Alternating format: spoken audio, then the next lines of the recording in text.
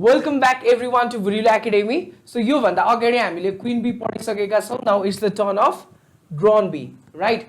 Okay. So drone bee को कुरा गर्ने बित्तिकै हामीलाई एउटा वर्ड याद हुनु पर्यो, that is fertile male. है त यो fertile male honeybee हो. यो भन्दा अगाडि पढेको क्वीन बी चाहिँ कस्तो थियो? Fertile female honeybee. Okay? So अब हामीले यसको बारेमा स्टडी गर्दाखेरि यिनीहरु चाहिँ क्वीन बी भन्दा सानो हुन्छन् तर वर्कर बीहरु भन्दा चाहिँ के हुने भयो? ठूलो हुने भयो है. यो एउटा कन्सेप्ट याद गर्नु. अनि अब यिनीहरुमा कुनै पनि प्रकारको ग्ल्यान्ड्सहरु प्रेजेन्ट हुँदैन. Neither they have got the honey glands जसले हामी hypopharyngeal gland भन्छौं र यिनीहरुसँग venom gland पनि हुँदैन र सँगसँगै यिनीहरुको लेगमा है त यिनीहरुको लेगमा पोलेन स्याक अथवा पोलेन बास्केट पनि हुँदैन.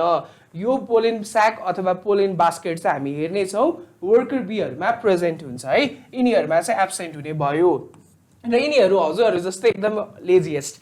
अब हजुरहरु लेजी हुनुहुन्छ कि हुनुहुन्न मैले जस्ट जोक गरेको. सो यिनीहरु सबैभन्दा लेजी हुन् किनभने यिनीहरुले आफ्नो खाना समेत आफै खान रुचाउँदैनन् हैन. यिनीहरुलाई खाना खुवाइदिनको लागि वर्कर बीहरु त्यहाँ रहेको हुन्छ भने चाहिँ कतिको लेजी होला. र they are engaged in nuptial or mating flight. जुन अगाडि हामीले कुरा गरिसकेका छौं नप्चुअल अर मेटिङ फ्लाइट भनेको के हो भनेर. यिनीहरुको मेजर काम भनेको नै फिमेललाई इम्प्रेग्नेट गर्नु हो. र फिमेललाई इम्प्रेग्नेट गर्नुको मिनिङ के हो त? स्पर्म को ट्रान्सफर कसमा गर्दिनु? फिमेलको बडी भित्र गरिदिनु. बुझ्नु भयो? ल अब यिनीहरु के हुन्छन् भने मरिदिन्छन्. अब अचम्म मेटिङ पछाडी यिनीहरु मरिदिन्छन्. अब तपाईलाई लागिरह होला सर कसरी मर्छ भनेर. अब याद गर्नुस् यो फिमेल यतापट्टि छ क्वीन बी, यतापट्टि ड्रोन बी छ.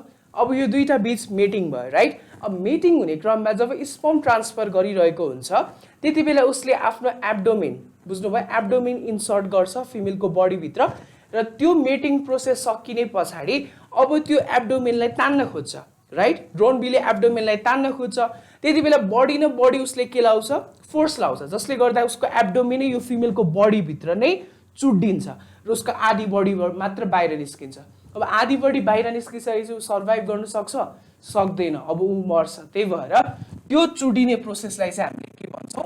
एम्पुटेसन भन्छौं र त्यो एम्पुटेसनको कारणले गर्दाखेरि नै कसको डेथ हुन्छ त? त्यो मेल ड्रोन बी को डेथ हुन्छ. सो यो पोइन्ट याद गर्नु होला. एम्पुटेसन हजुरहरुको प्री सेन्ड अपहरुमा सोध्न सक्छ प्याप्सन हैन जेक सस अनि पेटसनका एक्जामहरुमा. र अर्को इम्पोर्टेन्ट कुरा ड्रोन बीहरु सधैं के हुन्छन्? ह्याप्लोइड नेचरको हुन्छ. ह्याप्लोइड भन्ने बित्तिकै एन र यिनीहरुमा 16 नम्बर अफ क्रोमोजोम प्रेजेन्ट हुन्छ. यो पोइन्ट याद गर्नु है. र अर्को कन्डिसन याद गर्नु 2 एन्ड डिप्लोइड. यो चाहिँ फिमेलहरुमा हुन्छ. यो चाहिँ हाम्रो केमा हुने रहेछ? मेल ड्रोन बीमा मात्र हुने रहेछ राइट. मेल ड्रोन बीमा.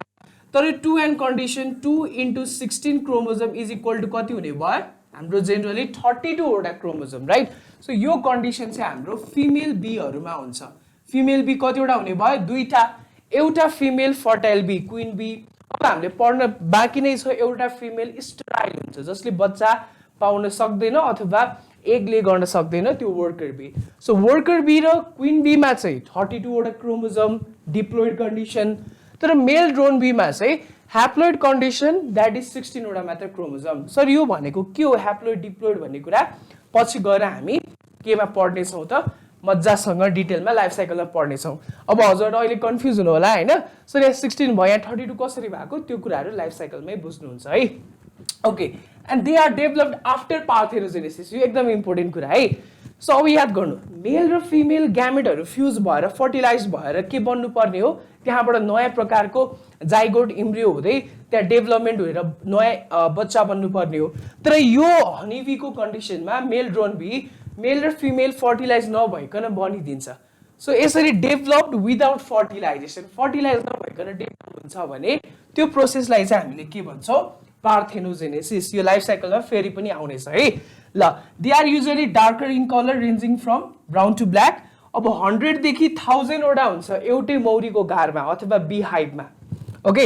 And only function is to impregnate the queen bee after mating र हाईएस्ट अबाउट 2 मन्थ यसको लाइफ स्प्यान हो. सो यो पोइन्टहरु जुन ग्रीन कलरले हाइलाइट गरेको छ यो चाहिँ याद गर्नु होला र हामीले पिक्चर हेर्न सक्छौं. This is the picture of the drone bee है त.